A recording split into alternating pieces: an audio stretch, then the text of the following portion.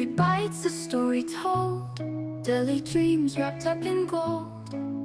Bread so soft it hugs your soul, meats that sing and make you whole. Tomato smiles and mustard grins, deli dads where fun begins. Deli dads food is a friend, a love that never has to end. Sandwich tales from start to bend, deli dads food is your friend.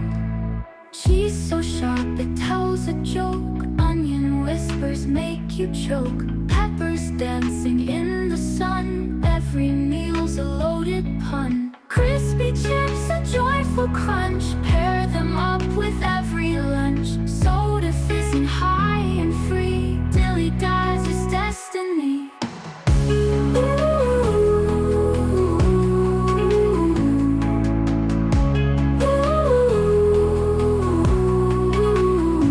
Dilly dads food is your friend, a love that never has to end. Sandwich tales from start to bend, dilly dads food is your friend.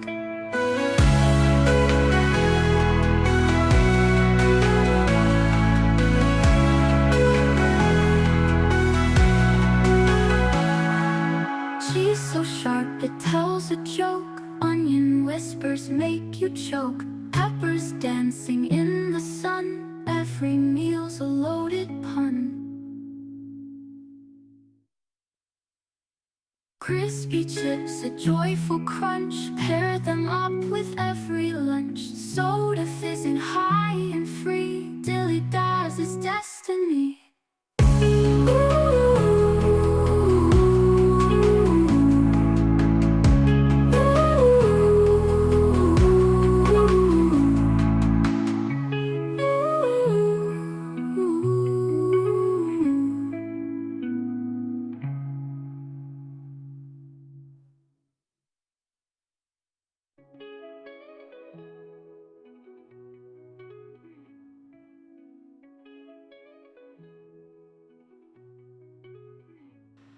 Hai, Assalamualaikum, salam sejahtera. Salam Madani dari My Dani Kos. My Dani Kos. My Kios My Madani. Kat mana? Dekat Jalan Kolam Renang, Stadium Daraman, Alustar Kedah. Okay? Sebelah dengan Medan Selera Merdeka. Dekat belakang stadium kat sini. Okay? Di sini, kios Kak Aziz. Deli Das Food Kiosk nombor 13 ya. Kami semua ada 20 buah kios kat sini. Kios Kak Z, Deli Das Food nombor 13. Kan Kak Z nak tunjuk pizza, my homemade pizza. Pizza beef pepperoni. Okay. My makan di sini dia sediakan, kalau nak makan kita boleh buat panas, kita boleh take away. Beef pepperoni. Murah saja, 9 inci. RM15 sahaja. Okay? Nak makan pizza, Hawaiian chicken, tuna, ada di sini. Nak order pun boleh. Okay? Sekarang hujan. Ada lagi German donuts, Madeleine cake, banana buttermilk, steamed grilled chicken.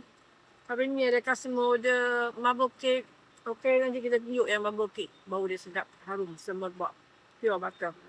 Okay, jom mai support sini.